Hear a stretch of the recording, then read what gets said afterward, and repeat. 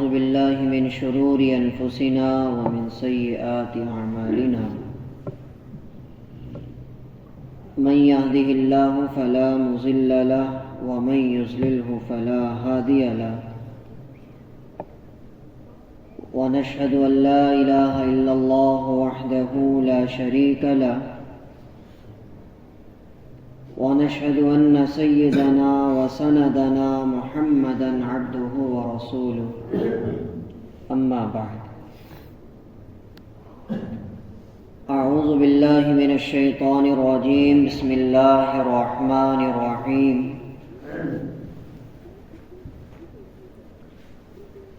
إذا السماء انفطرت وإذا الكواكب انتثرت وإذا البحار فجرت وإذا القبور بعثرت علمت نفس ما قدمت وأخرت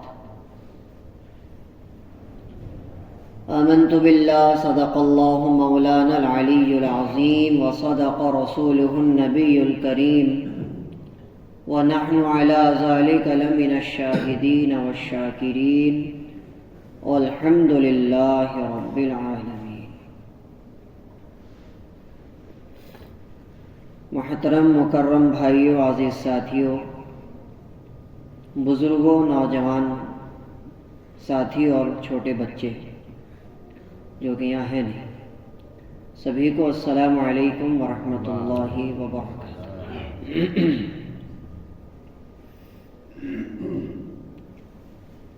قرآن پاک کا ترجمہ، قرآن پاک کی تفسیر کا سلسلہ ایک لمبے زمانے سے الحمدللہ جاری ہے۔ اللہ سبحانہ و تعالیٰ کا فضل ہے کہ اللہ تعالیٰ نے ہمیں یہ توفیق بخشی کہ ہم قرآن پاک کو سیکھنے کی محفل میں بیٹھے۔ یہ اللہ سبحانہ و تعالیٰ کا ہم پر عظیم احسان ہے۔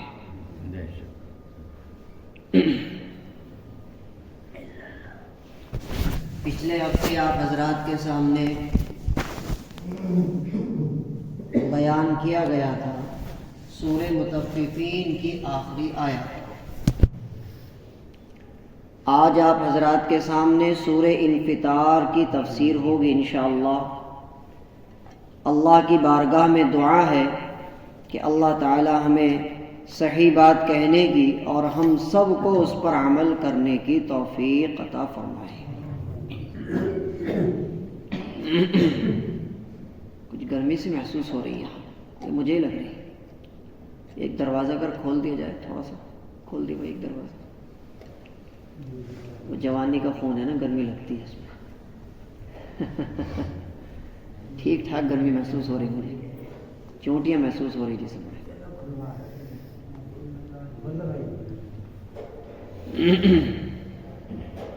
اس سورت کا نام ہے سورۃ الانفطار مکیہ، اور یہ سورت مکے میں نازل ہوئی ہے۔ اس سورت میں 19 آیتیں ہیں اور 1 رکوع ہے۔ انفطار کے معنی آتے ہیں عربی زبان میں کسی چیز کا پھٹ جانا یا کسی چیز کو پھاڑ دینا، ریزہ ریزہ کر دینا۔ آپ ایک چھوٹا کاغذ لیجئے اور اس کو پھاڑنا شروع کیجئے۔ پھاڑتے پھاڑتے آپ اس کو اتنا باریک پھاڑ دیں کہ اب وہ نہ پھٹنے کی صورت میں پہنچ جائے، اتنا باریک کر دیں آپ اس کو کہتے ہیں عربی زبان میں انفطار۔ انفطر ینفطر، کسی چیز کو پھاڑ دینا، ریزہ ریزہ کر دینا۔ تو اس سورت کا نام بھی سورۃ الانفطار ہے، اور یہ جو لفظ لیا گیا ہے یہ اسی سورت کی پہلی آیت سے لیا گیا، اذا السماء انفطرت، یہاں سے جملہ لیا گیا۔ اللہ فرماتے ہیں اذا السماء انفطرت، جب آسمان پھٹ پڑے گا یا جب آسمان کو پھاڑ دیا جائے گا۔ وَإِذَا الْكَوَاكِبُ انتَثَرَتْ، اور جب تارے جھڑ جائیں گے، تارے جھڑ جائیں گے۔ وَإِذَا الْبِحَارُ فُجِّرَتْ، اور جب سمندروں کو بہا دیا جائے گا، سارے سمندروں کو بہا دیا جائے گا۔ ایک ترجمہ یہ ہے۔ ایک ترجمہ یہ ہے وَإِذَا الْبِحَارُ فُجِّرَتْ، جب سمندروں میں آگ لگا دی جائے گی۔ ایک ترجمہ یہ ہے۔ ایک ترجمہ یہ ہے وَإِذَا الْبِحَارُ فُجِّرَتْ، جب سارے سمندروں کو ایک جگہ ملا دیا جائے گا۔ دنیا میں 7 بڑے سمندر ہیں، بڑے سمندر 7 ہیں، باقی دریا نہریں تو بے شمار ہیں، لیکن بڑے سمندر 7 ہیں، تو ان کو ایک جگہ ملا دیا جائے گا اس کے پانی۔ یہ اس کا ترجمہ ہے۔ وَإِذَا الْقُبُورُ بُعْثِرَتْ، اور جب قبروں کو اکھیڑ دیا جائے گا۔ ایک ترجمہ۔ دوسرا ترجمہ ہے وَإِذَا الْقُبُورُ بُعْثِرَتْ، اور جب قبروں والے زندہ کر دیے جائیں گے، قبروں والے زندہ کر دیے جائیں گے۔ تیسرا ترجمہ ہے وَإِذَا الْقُبُورُ بُعْثِرَتْ، اور جب قبر میں پڑے ہوئے لوگوں کو زندہ کر دیا جائے گا۔ یہ بات ایک ہی ہے۔ عَلِمَتْ نَفْسٌ مَّا قَدَّمَتْ وَأَخَّرَتْ، ہر انسان اور جنات جان لے گا کہ اس نے آگے کیا بھیجا ہے اور پیچھے کیا چھوڑا ہے۔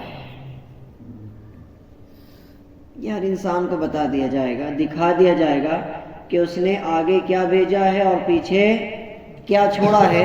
یہ اس کو اچھے سے بتا دیا جائے گا اور اس کو سکھا دیا جائے گا۔ یہ سورت کا مختصر سا چند آیتوں کا میں نے آپ حضرات کے سامنے ترجمہ کر دیا۔ آئیے اب اس کی ہم تفسیر پر بات کرتے ہیں۔ اذا السماء انفطرت، جب آسمان کو پھاڑ دیا جائے گا۔ سوال یہ پیدا ہوتا ہے کہ آسمان پھٹے گا کیوں اور اس کو پھاڑا کیوں جائے گا؟ تو علماء نے یہاں پر 2 باتیں لکھی ہیں۔ پہلی بات تو یہ ہے کہ اللہ سبحانہ و تعالی اس قدر فرشتے آسمان پر نازل کر دیں گے، اس قدر فرشتے کہ آسمان اس کا وزن نہیں اٹھا پائے گا اور اس کی وجہ سے پھٹ جائے گا۔ ایک تو علماء نے یہ لکھا ہے کہ جب قیامت قریب ہوگی اللہ سبحانہ و تعالیٰ اس قدر فرشتوں کو نازل کر دیں گے آسمان پر۔ ایک ترجمہ تو یہ ہے۔ دوسرا ترجمہ، دوسری تفسیر اس کی علماء نے لکھی ہے کہ جب کسی مکان کو توڑا جاتا ہے تو سب سے پہلے کیا کیا جاتا ہے؟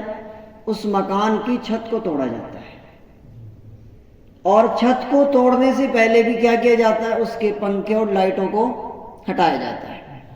تو جیسا کہ یہاں پہ فرمایا وَإِذَا الْكَوَاكِبُ انتَثَرَتْ، اور سارے کے سارے تارے بے نور ہو کے جھڑ جائیں گے، یعنی پہلے جو روشنی کے لیے انتظامات ہیں آسمان پر لگے ہوئے تارے، اللہ تعالیٰ ان کو جھاڑ دے گا، ان کو ختم کر دے گا، بے نور کر دے گا، اور پھر آسمان کی باری آئے گی۔ آسمان کو پہلے اس لیے بیان کیا کہ آسمان ایک عظیم چیز ہے، آسمان ایک بڑی چیز ہے، اور اس میں اللہ کی زیادہ بڑی طاقت اور کبریائی سمجھ میں آتی ہے کہ اللہ تعالیٰ نے اتنا بڑا آسمان بغیر کسی پلر کے کھڑا کیا ہوا ہے، اس لیے پہلے نمبر پہ آسمان کو بیان کیا گیا۔ تو ایک مطلب یہ ہے کہ جب کسی بلڈنگ کو توڑا جاتا ہے تو سب سے پہلے آسمان کو، سب سے پہلے چھت کو توڑا جاتا ہے، اور یہ دنیا، یہ جہاں اللہ سبحانہ و تعالیٰ قیامت کے دن اس کو ختم فرمائیں گے، اس کو توڑ پھوڑ کر رکھ دیں گے، تو سب سے پہلے آسمان سے اللہ تعالیٰ شروع کریں گے اس کو توڑنا، کیونکہ دنیا ختم ہونے والی ہے۔ کل من علیہا فان، ہر چیز کو فنا ہونا ہے، تو دنیا کے جب فنا ہونے کا نمبر آئے گا تو سب سے پہلے آسمان سے شروعات ہوگی اس کی۔ یہ اس کا ترجمہ ہے۔ آگے فرمایا وَإِذَا الْبِحَارُ فُجِّرَتْ، اور جب سمندروں کو بہا دیا جائے گا۔ اب ایک سوال پیدا ہوتا ہے کہ بھئی سمندر اتنے بڑے ہیں دنیا میں اور ان میں اس قدر پانی ہے، یہ پانی جائے گا کہاں؟ کیونکہ میں نے آپ کو پچھلے کچھ ہفتوں پہلے بتایا تھا اذا السماء انشقت کی تفسیر میں وَإِذَا الْأَرْضُ مُدَّتْ، اللہ پاک فرماتے ہیں کہ جب ہم زمین کو کھینچ دیں گے تو یہاں پر بھی سمندروں کو ختم کر کے زمین کو برابر لیول میں کر دیا جائے گا۔ آپ حضرات کسان ہیں، بات ذرا جلدی سمجھ میں آ جائے گی. جب آپ زمین میں کچھ دانہ ڈالتے ہیں تو اس سے پہلے اس کو کیا کرتے ہیں؟ لیول کراتے ہیں، برابر کراتے ہیں جی، تاکہ ادھر والا کونا وہاں والا کونا برابر ہو سکے بالکل، تاکہ پانی بھی برابر جا سکے اور بیج بھی برابر ڈل سکے اور کسی بھی طرح کا نشیب و فراز زمین میں باقی نہ رہے. یہ ہوتا ہے نا. تو اللہ سبحانہ و تعالی حضرت آدم سے لے کر کے صبح قیامت تک پیدا ہونے والے ہر انسان کو قیامت کے دن زندہ کر دیں گے. اب اتنے سارے لوگوں کے لیے زمین تو چاہیے نا، انہیں کھڑا کہاں کریں گے؟ ان کا حساب بھی لینا ہے، انہیں کھڑا کہاں کریں گے؟ تو اس لیے اللہ تعالیٰ سمندروں کو ختم کر کے زمین کو بالکل برابر ایک لیول دیں گے اور پھر لوگوں کو اس پر کھڑا کر کے ان سے حساب و کتاب لیا جائے گا. اب سوال یہ پیدا ہوتا ہے کہ اتنا سارا پانی یہ جائے گا کہاں؟ تو میں نے آپ کو اس کے 2 یا 3 ترجمے بتائے. پہلا ترجمہ یہ ہے کہ اللہ فرماتے ہیں وَإِذَا الْبِحَارُ فُجِّرَتْ، اور جب سمندروں میں آگ لگا دی جائے گی. اب آپ کہیں گے مولانا کیسی باتیں کر رہے ہیں، سمندر میں آگ کیسے لگ سکتی ہے؟ سمندر میں تو پانی ہے اور پانی میں تو ہم نے آگ لگتی ہوئی نہیں دیکھی، پانی تو آگ کو بجھاتا ہے. تو یہ تو عقل کے خلاف بات ہوئی نا. تو ابھی مغرب کی نماز کے بعد میں نے ایک اپنے دوست کو فون کیا، وہ سائنس پڑھتے ہیں. تو میں نے ان سے بات کی کہ بھائی پانی میں آگ کیسے لگ سکتی ہے، ریسرچ کرتے ہیں، وہ سائنس پڑھتے ہیں. تو انہوں نے بتایا کہ مولانا کیوں نہیں لگ سکتی، پانی 2 چیزوں کو ملا کر بنایا گیا ہے. اللہ تعالیٰ نے 2 چیزوں کو ملا کر پانی کو بنایا ہے، ایک آکسیجن اور دوسرے ہائیڈروجن. یہ 2 چیزوں کا مکسر ہے پانی. اللہ تعالیٰ نے ان دونوں چیزوں کو ملا کر پانی کو تیار کیا ہے، ایک آکسیجن ایک ہائیڈروجن. اللہ تعالیٰ پانی کے اندر سے آکسیجن کو کھینچ لے گا، خالی بچے گا ہائیڈروجن، اور اس میں آگ لگ سکتی ہے. اللہ اکبر کبیرہ. اس طریقے سے اللہ تعالیٰ سارے پانی کو ختم کر دیں گے. جو حضرات ہمارے نئے بیٹھے ہوئے ہیں، نئے بچے پڑھنے والے انگلش اور سائنس وغیرہ، وہ اس بات کو ذرا جلدی سمجھیں گے کہ آکسیجن کیا ہوتا ہے اور ہائیڈروجن کیا ہوتا ہے. تو اس طریقے سے اللہ تعالیٰ سارے پانی کو ختم فرما دیں گے. ایک تو مطلب اس کا علماء نے یہ لکھا ہے. دوسرا مطلب علماء نے لکھا ہے وَإِذَا الْبِحَارُ فُجِّرَتْ، کہ اللہ سبحانہ و تعالیٰ تمام کے تمام سمندروں کو بہا دے گا اور اس کے پانی کو اللہ سبحانہ و تعالیٰ زمین کے نیچے بہت بڑی مچھلی ہے اس کے پیٹ میں سارا پانی ڈال دیں گے. ایک مطلب علماء نے اس کا یہ بھی لکھا ہے. اللہ جو چاہے وہ کرنے پر قادر ہے. اللہ سبحانہ و تعالیٰ کے لیے کوئی چیز ناممکن نہیں ہے. لیکن یہ والا ترجمہ علماء نے زیادہ پسند فرمایا کہ سمندر کے پانی میں آگ اس طریقے سے لگا کر اس پانی کو ختم کر دیا جائے گا اور اس کو اڑا دیا جائے گا. یہ ترجمہ علماء نے زیادہ پسند کیا. یہ آگے فرمایا وَإِذَا الْقُبُورُ بُعْثِرَتْ، اور جب قبر میں پڑے ہوئے لوگوں کو کھڑا کر دیا جائے گا، اٹھا دیا جائے گا، زندہ کر دیا جائے گا. علماء نے کتابوں میں لکھا ہے کہ جب کوئی آدمی گھاس پر بیٹھتا ہے اور پھر کھڑا ہوتا ہے تو کس طریقے سے گھاس کے تنکے ایک دم اس کے اٹھتے ہی وزن کے کھڑے ہو جاتے ہیں فوراً دوبارہ ہے جی. اسی طریقے سے اللہ سبحانہ و تعالیٰ قیامت کے دن سارے مردوں کو فٹافٹ کھڑا کر دیں گے. اللہ کے رسول علیہ السلام کے حدیث میں آپ کو سناتا جاؤں، آپ نے فرمایا کہ قیامت کے دن سب سے پہلے جب قبروں کو کھولنا شروع کیا جائے گا اور مردوں کو زندہ کیا جائے گا تو سب سے پہلے میری محمد کی قبر کو کھولا جائے گا صلی اللہ علیہ وسلم. سب سے پہلے ہمارے نبی پاک صلی اللہ علیہ وسلم کی قبر کو کھولا جائے گا اور آپ کے جسم مبارک کو باہر نکالا جائے گا. پھر آپ نے ساتھ ہی بیان فرمایا میرے بعد ابو بکر کو کھڑا کیا جائے گا اور پھر عمر کو کھڑا کیا جائے گا، یعنی میرے دونوں صحابہ کو میری ساتھ ساتھ اٹھایا جائے گا. لعنت ہے ان کمبختوں پر جو ابو بکر اور عمر کو گالیاں دیتے ہیں. میں بات کر رہا ہوں شیعہ حضرات کی. دنیا کی سب سے غلیظ ترین قوم اگر کوئی ہے جن سے اسلام کو سب سے زیادہ چوٹ پہنچی ہے تو وہ شیعہ ہے، یاد رکھیں. بات سمجھ آ رہی ہے؟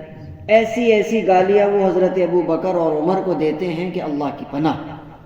یہاں تک کہ اپنی بیت الخلاء کے اندر جو پتھر لگایا اس کے اوپر ابو بکر اور عمر لکھواتے ہیں. وہ اتنی نفرت ان کے دلوں میں ابو بکر اور عمر کی ہے. سمجھ آ رہی؟ حالانکہ اللہ کے رسول یہ فرما رہے کہ میری ساتھ سب سے پہلے ابو بکر اور عمر کو کھڑا کیا جائے گا، اللہ تعالیٰ ان کی قبروں کو نور سے اور زیادہ منور فرمائے۔ تو اس طریقے سے قیامت کے دن اللہ سبحانہ و تعالیٰ حضرت آدم سے لے کے صبح قیامت تک پیدا ہو کر مرنے والے ہر انسان میں جان ڈالیں گے، اور اس طریقے سے ان کو کھڑا کر دیا جائے گا تاکہ ان کا حساب لیا جا سکے۔ آگے فرمایا، بڑی گہری بات ہے، علمت نفس ما قدمت واخرت، اور ہر انسان جان لے گا کہ اس نے آگے کیا بھیجا ہے اور پیچھے کیا چھوڑا ہے۔ یہ بڑی گہری بات ہے۔ انسان جو بھی کچھ کر رہا ہے میرے بھائی، وہ سب لکھا جا رہا ہے۔ انسان جو بھی کچھ کر رہا ہے وہ آگے جا رہا۔ اللہ کے رسول علیہ السلام ایک مرتبہ گھر پہ تشریف لائے، آپ کے پاس مسجد میں ایک بکری کا تحفہ پیش کیا گیا، بکری تحفے میں پیش کی گئی۔ اللہ کے رسول علیہ السلام اور آل رسول اور سید جو ہوتے ہیں ان کو صدقہ نہیں لگا کرتا، یہ بات آپ کو یاد رکھنی چاہیے۔ سیدوں کو صدقہ نہ دیا جائے اور نہ ہی ان کو صدقہ لینا چاہیے۔ اب تو سید میرے خیال سے بہت ہی اللہ ماشاء اللہ کوئی بچے ہیں، زبردستی کے لوگوں نے اپنے آپ کو سید بنا کے پیش کیا ہوا ہے جی۔ وہ کہنا ہمارے ایک دوست کا، اس نے کہا بھائی اتنے سید تو سعودی کے اندر موجود نہیں ہیں جتنے سید بریلیوں کے اندر موجود ہیں، کہ ان کے یہاں ہر دوسرا آدمی سید بنا بیٹھا، ان کے یہاں ہر دوسرا آدمی جو بھی قبر پہ بیٹھا ہوا ہے سجادہ نشی بن کے وہ اپنے آپ کو سید بتا رہا ہوتا ہے، نماز پڑھ نہیں رہا، داڑھی اس کے ہے نہیں کہ میں سید ہوں۔ کہ اتنے سید تو سعودی میں بھی نہیں بچے جتنے سید یہاں گھوم رہے ہیں انڈیا میں اور پاکستان میں، ہر دوسرا بندہ اپنے آپ کو سید بتا رہا۔ تو یاد رکھیے، اگر کوئی سچی مچی کا سید ہے تو نہ تو اس کے لیے حلال ہے وہ صدقہ کھائے، اور نہ ہمارے لیے حلال ہے کہ ہم اس کو صدقہ دیں۔ یاد رہے گی بات انشاءاللہ۔ سید کس کو کہتے ہیں؟ جو ہمارے نبی پاک صلی اللہ علیہ وسلم کے خاندان برادری سے تعلق رکھتا ہو اس کو سید کہتے ہیں۔ تو اللہ کے رسول علیہ السلام کی خدمت میں بکری ایک تحفے میں پیش کی گئی، آپ نے فرمایا بھائی اس کو میرے گھر پہنچا دو۔ گھر پہنچا دی گئی۔ حضرت اماں عائشہ صدیقہ طاہرہ رضی اللہ عنہا کی تربیت اللہ کے رسول نے کی ہوئی ہے بلا۔ جب آپ رات کو گھر پہنچے تو آپ نے پوچھا عائشہ وہ بکری کا کیا ہوا؟ فرمایا یا رسول اللہ میں نے اس کو ذبح کیا اور اس کا گوشت میں نے سارا کا سارا بانٹ دیا، بس ایک اگلی دستی میں نے بچا لی، دستی کہتے ہیں اگلے ہاتھ کو، بس وہ بچا لی میں نے، باقی سارا کا سارا میں نے بانٹ دیا۔ آپ نے فرمایا عائشہ یہ جو یہاں پر دستی بچی ہے اس کو تو ہم کھا کے ختم کر دیں گے، باقی جو تو نے صدقہ کیا بس وہی بچا ہے، باقی یہ تو ختم ہو جائے گا۔ بات سمجھ آ رہی ہے؟ جو تم نے اللہ کے نام پہ صدقہ کر دیا بس وہی بچے گا میرے بھائی، باقی تو تم جو کھا کے ختم کر دو گے اس کا کوئی ذکر نہیں ہے۔ باقی جو تم دنیا میں چھوڑ کے چلے جاؤ گے اس کو تو کوئی ذکر نہیں، وہ تو وارثوں کے لیے چھوڑ کے چلے جائیں گے آپ۔ بات سمجھ آ رہی؟ اللہ کے رسول علیہ السلام نے اپنے سارے صحابہ بیٹھے ہوئے ہیں، اللہ کے رسول نے پوچھا میرے صحابہ بتاؤ تمہارا مال کون سا ہے؟ صحابہ نے کہا یہ کھجور کے باغ ہمارے ہیں، یہ کھجور کے باغ ہمارے ہیں، یہ مکان ہمارے ہیں، یہ اشرفیاں ہماری ہیں، یہ درہم ہمارے ہیں، یہ پیسے ہمارے ہیں۔ آپ نے فرمایا نہیں، اگر تم ابھی مر گئے تو تمہارا کیا رہا؟ سب تمہارے وارثوں کا، تمہاری اولاد کا، تمہارا کیا ہے؟ اللہ کے رسول نے فرمایا خبردار دھیان سے سنو، تمہارا صرف وہ ہے جو تم نے کھا لیا، اور تمہارا وہ ہے جو تم نے اللہ کے نام پر صدقہ کر دیا، بس وہ تمہارا ہے، باقی تو سب تمہاری اولادیں استعمال کریں گی۔ بات سمجھ آ رہی؟ علمت نفس ما قدمت واخرت کا یہ مطلب اور ترجمہ میرے بھائی بڑی گہرائی سے سمجھنے کی ضرورت ہے۔ ایک مطلب اس کا علماء نے اور لکھا ہے، آپ نے زندگی میں کوئی ایسا نیک کام شروع کیا کہ آپ کے جانے کے بعد بھی وہ جاری رہا، آپ کو برابر اس کا ثواب پہنچتا رہے گا، آپ دنیا میں رہیں یا دنیا سے چلے جائیں۔ اب یہ مسجد ہے ماشاءاللہ، جس نے بھی یہ زمین دی ہوگی ظاہر سی بات ہے وہ تو زندہ نہیں بچا ہوگا، اور اگر ہوگا بھی تو بھی کوئی مسئلہ نہیں، ثواب اس کو قیامت تک ملتا رہے گا، لوگ نمازیں پڑھتے رہیں گے۔ جن لوگوں نے اس مسجد کی بناوٹ میں کام میں حصہ لیا، اینٹیں دی ہیں، سیمنٹ دیا، ریتا دیا، جو بھی کچھ دیا، تو لوگ نمازیں پڑھتے رہیں گے، ان کو برابر ثواب ملتا رہے گا۔ یہ خوبصورت ترین قالینیں، یہ لائٹیں، جتنا بھی کچھ لگا ہوا ہے، جس نے جو دیا ہے اس کو برابر ثواب ملے گا۔ قیامت تک یہ مسجدیں باقی رہیں گی انشاءاللہ، اور ان کو برابر ثواب ملتا رہے گا۔ ہم لوگ تو چلے جائیں گے 50-60 سال میں۔ بات سمجھ آ رہی؟ تو یہ ہے جو ہم نے آگے بھیج دیا ہے، یہ ہے جو ہم نے آگے بھیج دیا ہے۔ اسی طریقے سے علماء نے لکھا ہے کہ جو برا کام تم نے پیچھے کر کے چھوڑ دیا وہ بھی تمہیں برابر پہنچتا رہے گا۔ آج سمجھ آ رہی ہے؟ کوئی گناہ کا کام، کوئی برائی کا کام، کوئی رسم و رواج یا کوئی بھی گناہ کا کام آپ نے شروع کیا اور پھر آپ انتقال کر گئے، آپ کو برابر اس کا گناہ پہنچتا رہے گا۔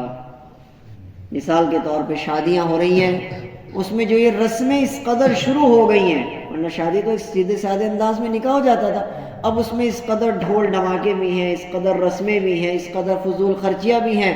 اب جس کمبخت نے اور کمینے نے یہ شروعات کی ہوگی، جب بھی کی ہوگی، کسی زمانے میں کی ہوگی، اس کو برابر اس کا گناہ ملتا ہوگا۔ جتنے بھی لوگ اس رسم کو کریں گے اس کو برابر گناہ ملے گا، کیونکہ اس نے گناہ کی شروعات کر دی تھی۔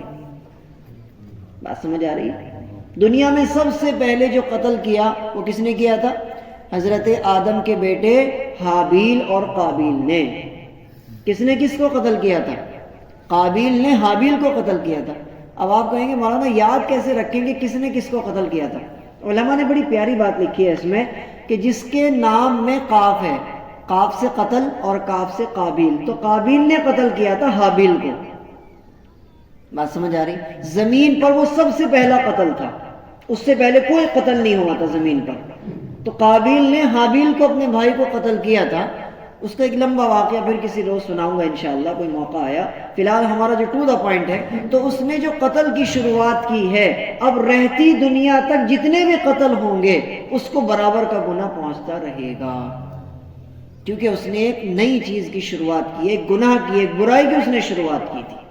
تو میرے بھائی زندگی میں یاد رکھو، ایسا کوئی کام کر کے مت جانا کہ تمہارے بعد تمہاری اولادیں اس کو کرتی رہیں اور تمہیں برابر گناہ ملتا رہے۔ بات سمجھ آ رہی؟ علامہ بشر حافی رحمۃ اللہ علیہ، ایک بڑے اللہ والے گزرے، بشر حافی، یاد رہے گا نا، بشر حافی، بڑے اللہ والے گزرے۔ لکھتے ہیں اپنی کتاب میں، ایک مرتبہ میں سویا ہوا تھا، رات کو مجھے خواب نظر آیا کہ میرے گھر کے پاس میں جو قبرستان ہے اس میں سے قبریں پھٹی اور سارے مردے باہر نکلے، اور نکلنے کے بعد کچھ سفید موتی سے چگ رہے، اور ایک مردہ نکلا اور وہ نکل کر آرام سے پیڑ سے ٹیک لگا کے بیٹھ گیا۔ یہ بڑی دھیان سے سننے لائق بات ہے، توجہ چاہوں گا آپ کی۔ بشر حافی رحمۃ اللہ علیہ کہتے ہیں کہ میں اس آدمی کے پاس، اس مردے کے پاس گیا جو پیڑ سے ٹیک لگا کے بیٹھا۔ میں نے اسے سلام کیا اور پوچھا بھائی کون ہو؟ کہنے لگا ہم مسلمان مردے ہیں۔ کہ یہ مردے کیا چگ رہے سفید سفید، کیا ہے یہ؟ کہ یہ وہ ثواب ہے جو ان کے گھر والوں نے ان کو بھیجا ہے۔ کہ اچھا، کہ تجھے ثواب کی ضرورت نہیں ہے، تو نہیں چگ رہا، یا تیرے گھر والوں نے بھیجا ہی نہیں تجھے؟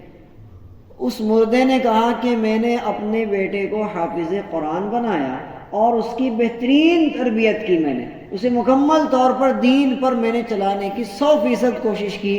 الحمدللہ وہ روز مجھے کئی پارے پڑھ کر ثواب پہنچا دیتا ہے، اور وہ فلاں بازار میں مٹھائی کی دکان کیے ہوئے ہے، اور ابھی بھی وہ بیٹھا ہوا ذکر کر رہا ہوگا۔ جب بھی تم جاؤ گے تمہیں ذکر کرتا ہوا ملے گا۔ مجھے تو بہت ثواب پہنچتا ہے، مجھے ان چھوٹے چھوٹے ثوابوں کی ضرورت نہیں ہے۔ اللہ اکبر کبیرہ۔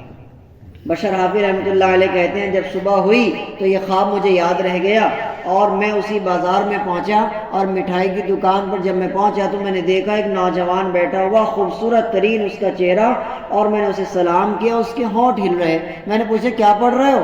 کہنے لگا میں حافظ قرآن ہوں، میں قرآن پڑھتا رہتا ہوں میرے باپ کو تاکہ ثواب پہنچتا رہے۔ یہ ہے وہ جو تم نے اچھائی پیچھے چھوڑی ہے۔ بات سمجھ آ رہی ہے؟ یہ ہے وہ اچھائی جو تم نے اپنے پیچھے۔ تو ایسے ہی میرے بھائی کی زندگی میں کام کر کے جانے انشاءاللہ۔ اللہ مجھے بھی اور آپ کو بھی عمل کی توفیق دے۔ اس کے بعد فرمایا یا ایھا الانسان ما غرک بربک الکریم۔ اس آیت میں اتنی محبت ہے، اتنا اس میں درد ہے کہ آپ کو سن کر مزہ آ جائے گا۔ اللہ فرماتے ہیں یا ایھا الانسان، اے انسان، ما غرک، کس چیز نے تجھے دھوکے میں ڈال دیا، بربک الکریم، تیرے کریم رب سے، یعنی تیرا رب تو اتنا کریم ہے، تیرے کریم رب سے تجھے کس نے دھوکے میں ڈال دیا؟ تو مایوس ہو گیا، تو گناہوں میں ملوث ہو گیا۔ تیرا رب تو اتنا کریم ہے کہ تو یہ زمین سے آسمان تک گناہوں کا جو یہ حصہ ہے اسے گناہ کر کے بھر دے، زمین آسمان کے درمیان کا جو حصہ ہے اسے تو گناہوں سے بھر دے، اور پھر اللہ سے سچے دل سے معافی مانگے، اللہ تو اس کو بھی معاف کرنے کو تیار ہے۔ اللہ تو اتنا کریم ہے، اس کریم رب سے تجھے کس نے دھوکے میں ڈال دیا؟ اللہ اکبر، کتنا لاڈ ہے اس میں، کتنا پیار ہے اس میں، کتنی محبت ہے اللہ تعالیٰ لٹا رہے بندے پر۔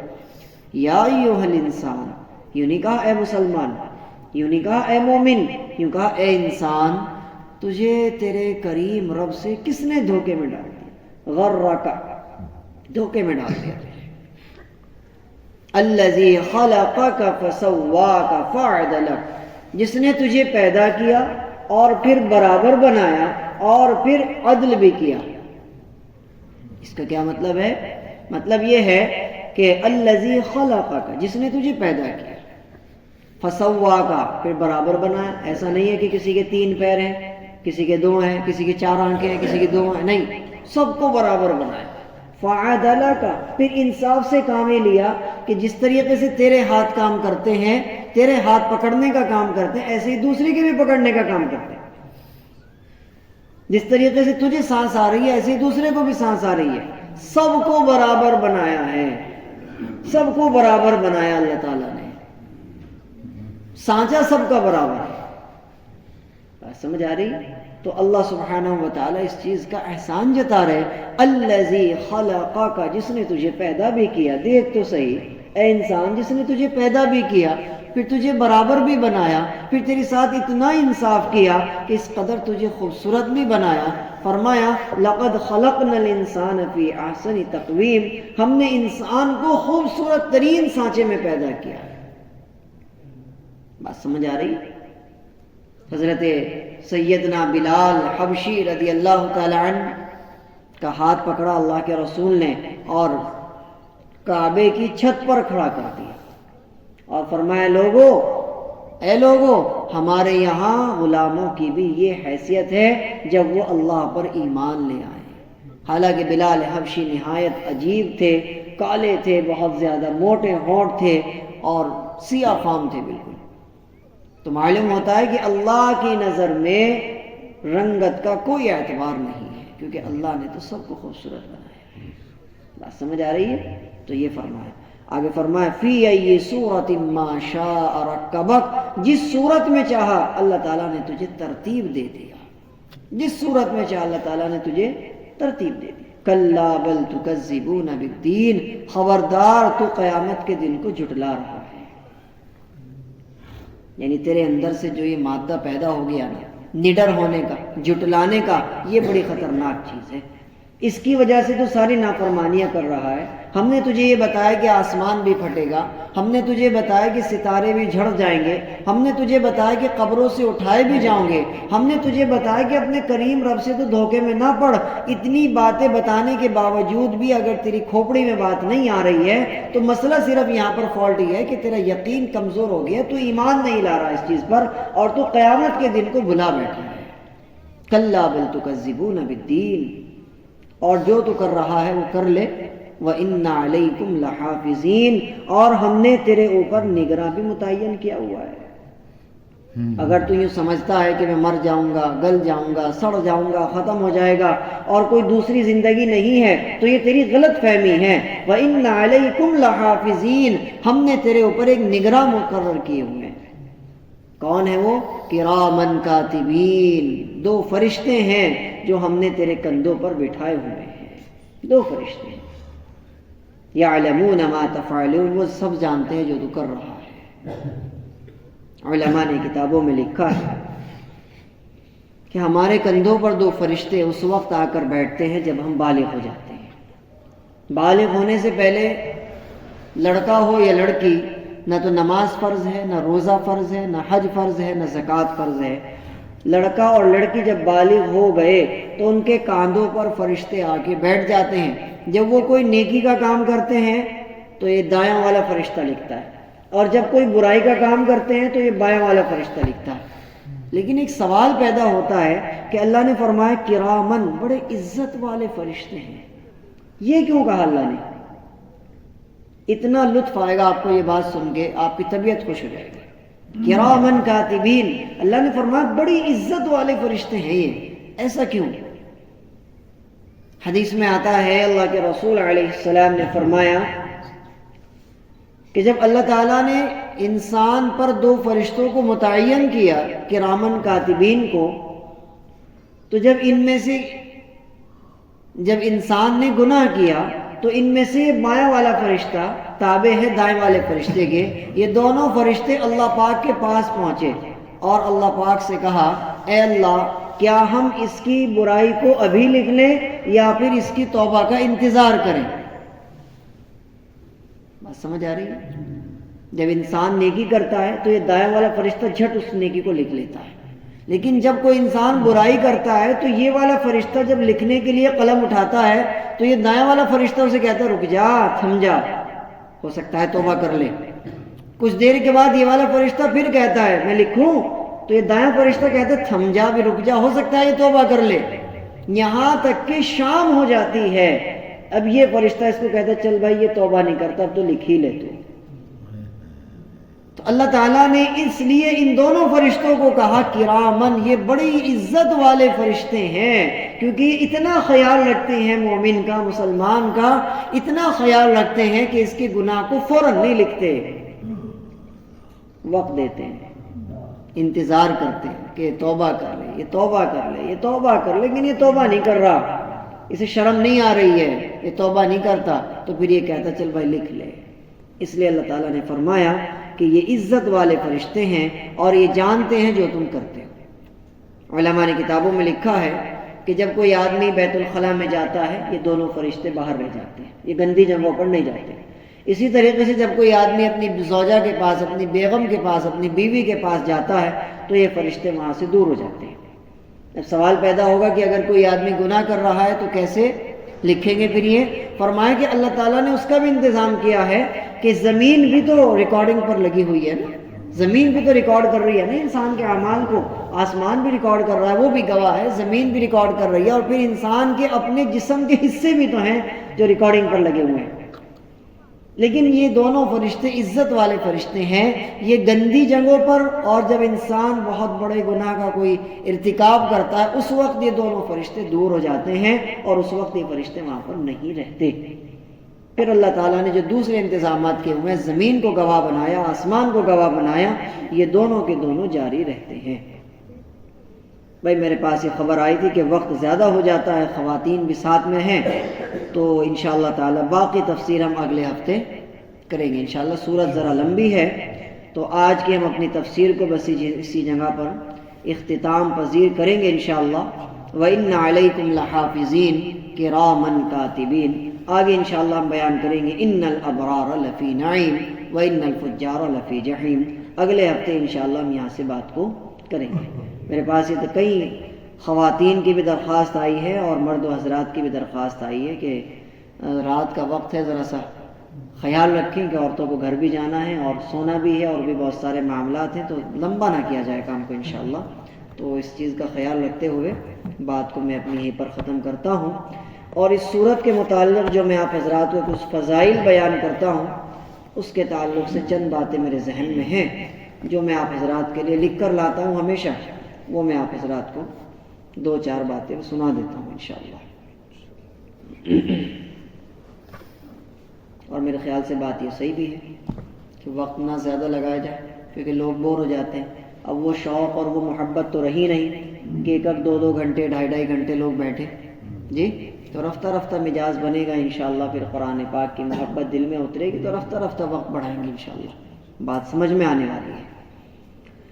تو اس صورت کے فضائل و فوائد جہاں تک بیان کیے جاتے ہیں، علماء نے لکھا ہے کہ اگر گھر میں جنات کا یا جادو کا اثر ہو گیا، یا کسی نے جادو کا پتلا بنا کر کہیں پر دبا دیا، اور بڑے علاج و معالجے کے بعد بھی پتہ ہی نہیں چل پا رہا کہ اصل معاملہ ہے کیا۔ آپ نے بڑے علاج کر لیے، بڑے معالجے کر لیے، مولویوں کو، تعویذ گنڈے والوں کو، پنڈتوں، جو بھی آپ جہاں بھی کر سکتے تھے آپ نے سارے الٹے سیدھے لوگوں کو سب کو دکھا دیا، لیکن آرام ہونے کا نام نہیں لے رہا۔ آپ کی سمجھ میں نہیں آ رہا، کسی نے جادو دبا دیا، کوئی پتلا دبا دیا، کوئی مسئلہ ہو گیا، ہوا کیا ہے آخرکار؟ تو علماء نے لکھا ہے کہ 41 دن تک اس سورت کو 3 مرتبہ پڑھ کر گھر کی دیواروں پر وہ پانی چھڑکیں، اس سورت کو پڑھ کر پانی پر دم کریں 3 مرتبہ روز 41 دن تک، گھر کی دیواروں پر اچھے طریقے سے دم کریں، اور رات کا سب سے آخر پانی وہی ہونا چاہیے جو آپ پی کر سوئیں گے۔ 41 دن گزرنے نہیں پائیں گے، انشاءاللہ آپ کے خواب میں آ جائے گا کہ اگر کسی نے آپ کا کوئی ٹوٹکا کہیں پر دبایا ہوا ہے، انشاءاللہ وہ آپ کو نظر آ جائے گا خواب میں۔ جیسا کہ میں نے آپ کو سنایا تھا شروع میں، قل اعوذ برب الفلق، قل اعوذ برب الناس کی تفسیر میں نے آپ کو بتایا تھا، کچھ حضرات نئے بھی بیٹھے ہوں گے یا کچھ بھول گئے ہوں گے، میں نے آپ کو بتایا تھا اللہ کے رسول علیہ السلام کے اوپر جب جادو کیا گیا تو اللہ کے رسول کا موم کا پتلا بنایا گیا تھا، اس میں سوئیاں چبوئی گئی تھی، اللہ کے رسول کے داڑھی کے بال لے کر کے ان کے اوپر تانبے کا تار رکھ کے اس میں گرہ لگائی گئی تھی 11، اور اسے ایک ویران کنویں میں دفن کیا گیا۔ تو اللہ کے رسول بڑے پریشان ہو گئے، آپ کے اوپر جادو کا بڑا خطرناک اثر ظاہر ہوا، آپ کا چہرہ پیلا پڑ گیا۔ تو اس طریقے سے اللہ سے شکایت کے بڑا لمبا واقعہ میں نے آپ کو سنایا تھا۔ تو پھر اللہ سبحانہ و تعالیٰ نے حضرت جبرائیل کو بھیجا تھا، جبرائیل نے آ کر بتایا یا محمدہ آپ پر جادو کیا گیا ہے اور فلاں کنویں میں آپ کا ٹوٹکا دفن ہے، صحابہ کو لے جائیے اور اس کو نکلوائیے۔ اور قل اعوذ برب الفلق، قل اعوذ برب الناس، اللہ نے یہ دونوں صورتیں آپ کے لیے اتاری ہیں، ان میں 11 آیتیں ہیں اور آپ کے ٹوٹکے میں 11 گرہیں لگی ہیں، ایک آیت پڑھنا ایک گرہ کھولنا، ایک آیت پڑھنا ایک گرہ کھولنا۔ اللہ کے رسول حضرت انس کو غالباً یا حضرت جابر کو غالباً ساتھ لے گئے اور آپ نے اس کنویں کو ذرا کھدوایا، سوکھا کنواں تھا، بند ویران کنواں تھا، آپ نے ذرا اس کو کھدوایا تو وہ آپ کا ٹوٹکا ملا، تو اس میں آپ کے موم کا پتلا بنا ہوا تھا، اس میں سے جیسے ہی سوئیاں نکالی گئی اور آپ نے ایک گرہ کو کھولا، ایک آیت کو پڑھا، اس طریقے سے حضرت انس فرماتے ہیں کہ اللہ کے رسول کا چہرہ 14ویں کی طرف فوراً چمک اٹھا اور آپ کے اوپر سے جادو کا اثر ختم ہو گیا۔ تو یہ ٹوٹ کے دفنا دیے جاتے ہیں آپ کے لیے، جادو میں اللہ نے اثر رکھا ہے، یہ بات تو آپ کو ماننی پڑے گی، جنات بھی ہیں اور جادو میں بھی اللہ نے اثر رکھا ہے، لیکن کرنے والا اور کرانے والا دونوں کافر ہیں۔ حدیث میں آتا ہے کہ کفر تک وہ پہنچ جاتے ہیں، کیا فرمایا؟ کفر تک پہنچ جاتے ہیں۔ جادو کا کرنا اور جادو کا کرانا انسان کو کفر تک پہنچا دیتا ہے، بڑا غلیظ ترین کام ہے، بات سمجھ آ رہی؟ لیکن اللہ نے اثر رکھا ہے کیونکہ اللہ نے شیطان کو بھی طاقت دی ہے تاکہ ہمارا امتحان لیا جا سکے، بات سمجھ آ رہی؟ کیونکہ میں بھی کئی دن پہلے ایک گھر میں گیا دم کرنے کے لیے، تو ایک بہت بوڑھی اماں وہاں بیٹھی ہوئی تھی، تو میں نے کہا اماں جان کیا ہوا؟ انہوں نے کہا بھی تکلیف ہے بس دم کر دے۔ تو میں نے کہا کب سے ہے یہ تکلیف؟ کہنے لگی کافی دن ہو گئے ہیں، بڑی پریشانی ہے، اور یہ تو اللہ پاک کا شکر ہے کہ اللہ نے تکلیف دی ہمیں، اگر اللہ تکلیف نہ دیتا تو ہم اسے یاد کیسے کرتے؟ پرانی عورت، ان پڑھ عورت بالکل، لیکن اس کے دل میں اللہ نے یہ بات ڈالی، فرمایا کہ اگر اللہ تکلیف نہ دیتا تو ہم اسے یاد کیسے کرتے؟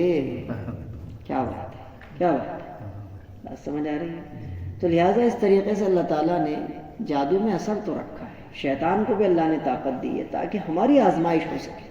ہم جب تکلیف میں ہوتے ہیں تو ہم گھبرا جاتے ہیں یا اللہ سے امیدیں رکھتے ہیں۔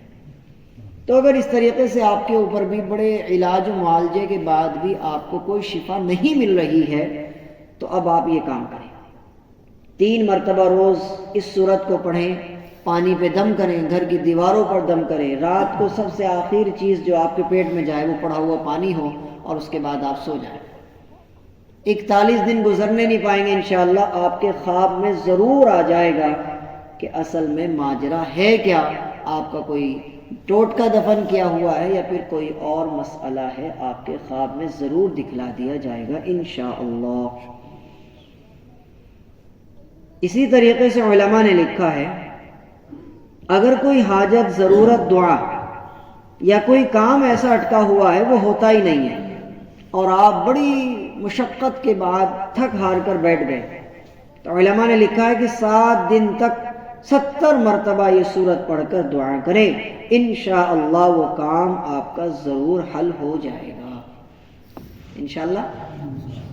کوئی کام ہے، کوئی مسئلہ ہے، اٹکا ہوا ہے، بڑی دعائیں بھی کر لی آپ نے، بڑے صدقے بھی کر لیے، سارے معاملات کر لیے، لیکن حل ہی نہیں ہوتا، 70 مرتبہ 7 دن تک اس سورت کو روز پڑھیں۔ آپ اتنی لمبی نہیں ہے، آرام سے پڑھ سکتے ہیں، 70 مرتبہ روز پڑھیں انشاءاللہ، اس کے بعد آپ کو مسئلہ حل ہو جائے گا۔